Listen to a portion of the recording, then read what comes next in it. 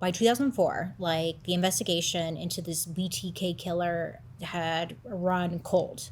The local news was saying that the killer was most likely either dead or in prison because, like, nothing has happened in a long time. So when Dennis hears this, he wants attention. He initiates a series of 11 communications with the media and the police. So the first of these communications came in March of 2004 when the Wichita Eagle received a letter from a, quote, Bill Thomas Killman, BTK. This Bill Thomas Killman was claiming to have murdered Vicky on September 16th, 1986. So at the time, authorities weren't necessarily sure Vicky had been a victim of this BTK guy, but the letter included photographs of the crime scene and even a photocopy of Vicky's driver's license. So from there was actually DNA taken from Vicky's fingernails, like underneath her fingernails, and that gave police new evidence, which led them to DNA testing hundreds of men. But unfortunately, like, there was no match at the time. There was no one in their system with, like, any connection to this DNA they found. So then in May of 2004, Dennis sent another letter, this time to the television station Cake, or Kake, but it's in Wichita. And the letter included chapter headings of the BTK story with also fake IDs in a word puzzle.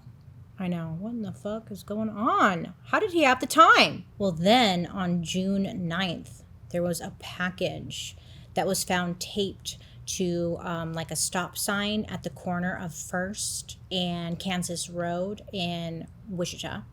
And the package, it had graphic descriptions of the Otero murders, as well as a sketch labeled, "The sexual thrill is my bill." Dennis included a chapter list for a proposed book named The BTK Story, which, like, mimicked a story written in 1999 by Court TV crime writer David Lohr. The first chapter was titled "A Serial Killer is Born." He was just trying to, like, make fun of, like, everyone, pretty much. There you go. And then in July of that same year, there was a package that was dropped into a return slot at, like, the local public library. It contained, like, all kinds of bizarre material, including a claim that BTK had killed 19-year-old Jake Allen in Argonia, Kansas, when in fact this 19-year-old named Jake Allen, he had died by suicide, but in this thing, they were claiming that BTK did it, maybe as a distraction or something. I don't know. And then October of 2004, Dennis left a manila envelope in a UPS box in Wichita. And the envelope contained images of children being, like, tortured and bound. And then there was a poem that was threatening the lead investigator at the time. His name was Lieutenant Ken. And there was an autobiography of Dennis with, like, multiple fake and made up details. It was an autobiography of the BTK killer, but, like, none of it applied to Dennis. He was a storyteller, I guess. Then in December of 2004, Wichita police got another package from BTK.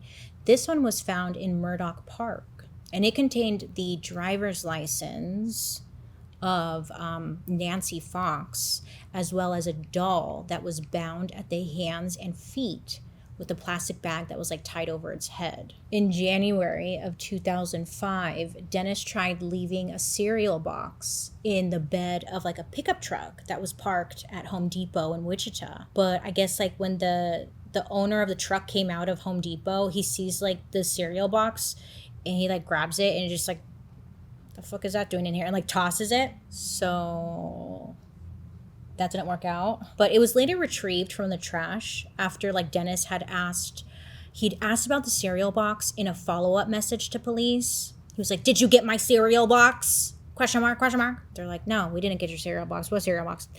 But there was surveillance footage that showed a figure. They couldn't make out who, but it was a person driving a black Jeep Cherokee who was leaving the cereal box in the pickup truck.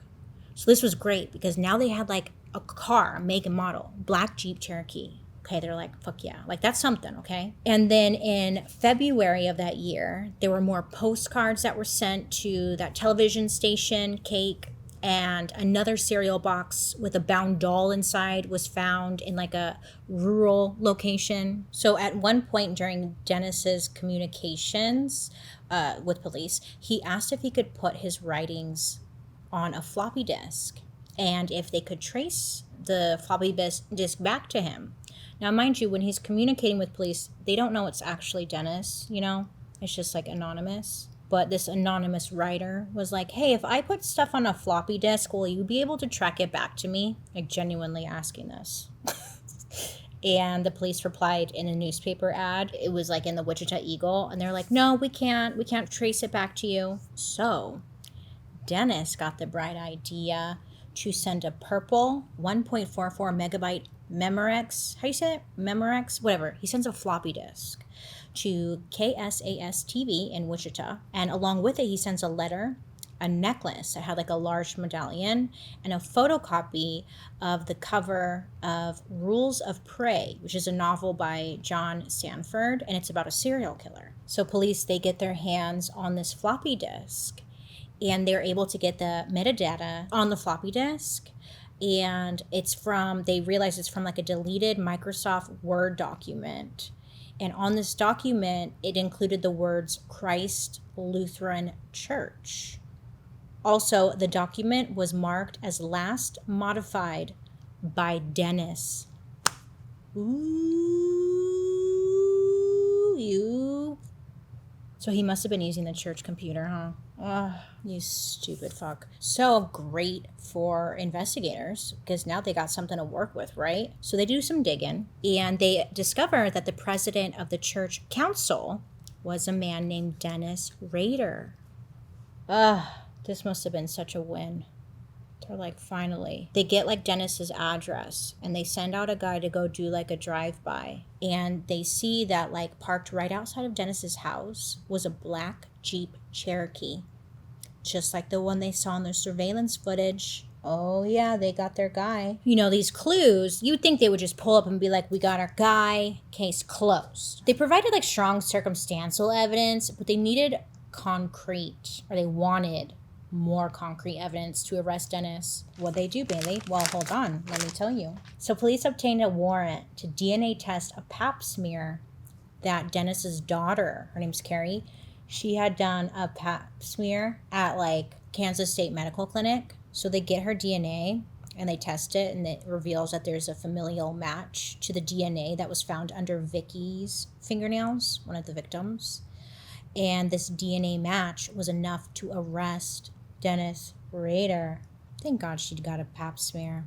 I think I said this in one of my old videos, but it's so true. Like, if you ever get attacked and like, which I hope never happens to any of us, but if it does happen, scratch the shit out of these people. Get as much DNA under your freaking fingernails as you possibly can.